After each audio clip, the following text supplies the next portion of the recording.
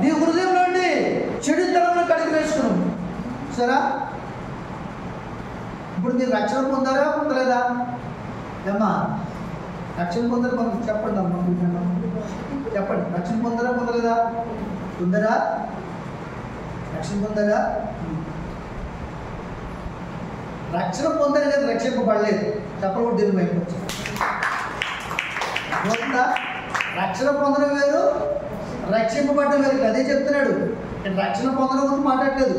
యెరూషలేమా, నువ్వు రక్షింపబడినట్లు నీ హృదయంలో ఉంటే చెడుతనాన్ని కడిగి వేసుకో. నువ్వు రక్షణ ఎలా పొందావు? మరి చెడుతనాన్ని కడిగేసుకుని రక్షణ పొందలేదు. నువ్వు అనారోగ్యంతో బాధపడుతుంటే దేవుడిని రక్షించి కాపాడి బ్రతికిస్తే అద్భుత కార్యం చూసి ఆయన స్వరం విని రక్షణ పొందుకున్నావు. లోకంలో ఒక క్రైస్తవుడిగా రక్షింపబడలేదు ఇంకా నువ్వు. ఇవి అర్థమవుతుందా?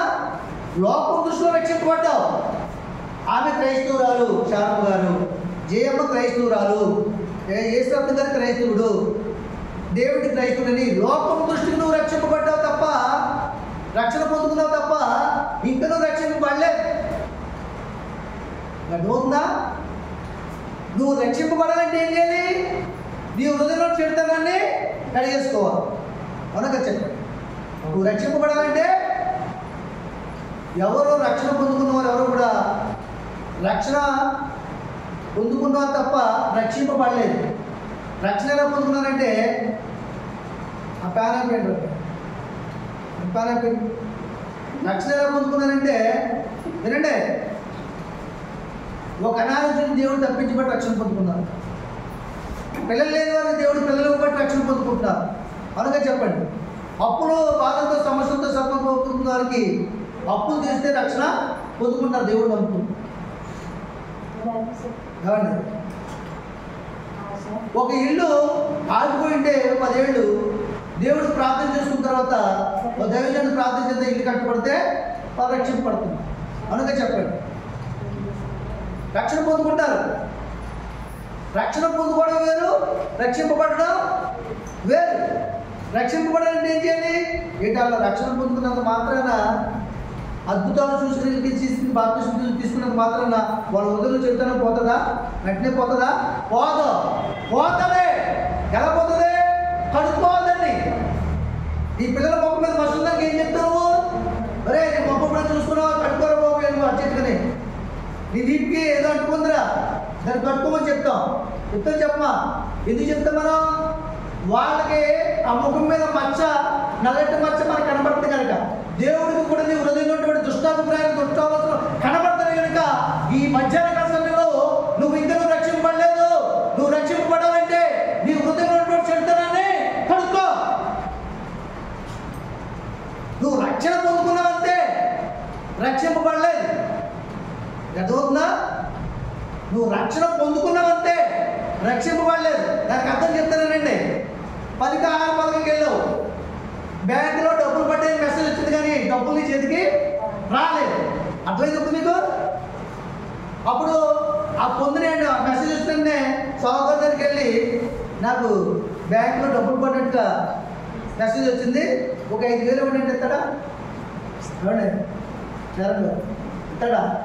ఇప్పుడు బ్యాంకులో పడితే తీసుకోమ్మా, అది ఇచ్చినట్టు గేట్ ఏమవుతుందో డైలీ ఎవరు తెలుసు అన్ని అర్థం చెప్తున్నారు. అలాగే మీరు రక్షణ పొందుకున్నారు. రక్షణ పొందారు కానీ రక్షింపబడలేదు. బ్యాంకులో డబ్బులు రావాలంటే ఏం చేయాలి? నువ్వు బ్యాంక్ తీసుకున్న సమయంలో వెళ్ళాలి, అది రాయించుకోవాలి, ఆయన చేతికి ఇవ్వాలి, ఆయన ముద్ర వేయాలి నీ అకౌంట్లో. దాన్ని ఏం చేయాలి? డీటెయిల్స్ వేయాలి. అవునా? నీ చేతికి ఇవ్వాలి బిళ్ళ. ఏంటంటే టోకెన్ ఇవ్వాలి. ఆ టోకెన్ ప్రకారంగా పిలుస్తాడు. ఆ పిలిచినప్పుడు బయటకు వెళ్ళేవాడు ఆమె పిలుస్తాడు. వాళ్ళ టోకెన్ వెనక్కి వెళ్ళిపోతుంది. దానికోసం కనిపెట్టుకుంటే అప్పుడే వెనక్కి వెళ్ళావు. ఎటు చూడవు, ఇంకా 4 గంటల చూడవు. అలా టోకెన్ కాసి క్యాన్సర్ పక్కన కాసి, టోకెన్ కాసి క్యాన్సర్ పక్కన కాసి పిలుస్తాడా? అదే సీరియల్ అయితే సరే నీకు టోకెన్ ఇవ్వకపోయినా పైన కనపడుతుంది. గంటకి వెళ్ళను 42, 43 అని. మీకు అర్థమవుతుందా? ఆ నెంబర్ నీకు కనపడుతుంది, ఆయన కనపడుతుంది. ఆ నెంబర్ని బట్టి వెళ్ళాలి నువ్వు వెళ్ళకూడని. ఆ నెంబర్ చూసుకోలేదనుకో గంట దేవుని స్తోత్రం. హల్లెలూయా. కనుక దేవుని సన్నిధానంలో మీకు ఇది తేటగా తెలియడం మాత్రమే చెప్తున్నాను తప్ప ఇంకేం కాదు. మీరు అనుకోవచ్చు ఇందాక నుంచి కూడా ఏంటి మీరు బాప్తిస్మం తీసుకున్నాం కదా, రక్షణ పొందుకున్నాం కదా, రక్షింపబడలేదంటే రేపు పాస్టర్ గారు డిఫరెంట్ పోతే చేస్తారు అనుకోవచ్చు మీరు. అందుకని అర్థమవడం చెప్పాను మీకు. మీరు రక్షణ పొందుకున్నారు కానీ రక్షింపబడలేదు. ఒకవేళ ఇక్కడ కూర్చున్న వాళ్ళు ఎవరైనా వాళ్ళ హృదయంలో చెబుతాన్ని కడిగేసుకుంటే వాళ్ళు రక్షింపబడినట్టు లెక్క. ఆ హృదయాన్ని దేవుడు చూస్తున్నాడు. మీ పిల్లల ముఖం మీద ఉన్నటువంటి మచ్చల్ని, ఆ మరకల్ని, మసిని మీరు ఎలా చూసి కడుక్కోమని చెప్తున్నారో, ఈ మధ్యాహ్న కాల సంగతి తన పిల్లల మీద మన హృదయాన్ని చూసి నీలో ఉన్నటువంటి దుష్టాభిప్రాయాన్ని మానేసుకో, దాన్ని తీసేసుకో, ఈ ఆలోచన విధానాన్ని మార్చుకో. నువ్వు నా కుమారుడివి, నా కుమార్తెవి, నా చిత్తాన్ని జరిగించాలి తప్ప దుష్టాభిప్రాయాన్ని కలిగే దుష్టుని చిత్తాన్ని జరిగించకూడదు. అలా నువ్వు జరిగించినట్లయితే నువ్వు నరకానికి పాత్రుడు కానీ పరలోకానికి పాత్రుడు. దేవుని స్తోత్రం. నీ హృదయంలో చెడుతనాన్ని కడిగేసుకోవాలి. రక్షింపబడి రక్షణ పొందుకున్న వెంటనే అతను రక్షింపబడలేదని ఎందుకు చెప్తాను తెలుసా? అతను రక్షణ పొందుకున్నాడంతే, ఆమె రక్షణ పొందుకుందంతే, ఆమెలో చెడుతనం పోలేదు. అది కడుక్కోవాలి. అది కడుక్కోవాలంటే ఎక్కడ కడుక్కోవాలి? నీళ్ళ దగ్గరికి రావాలి, సబ్బు దగ్గరికి రావాలి. రావాలద్దా? ఆ నీళ్ళంటే జీవజలము, వాక్యము. సబ్బు అంటే ఆయన మాటలు, ఆయన గద్దింపు, ఆయన శాసనాలు. అక్కడికి వస్తే నువ్వు కడుక్కోగలవు. ఒకవేళ ఉత్తి నీళ్ళు కడుక్కున్నావు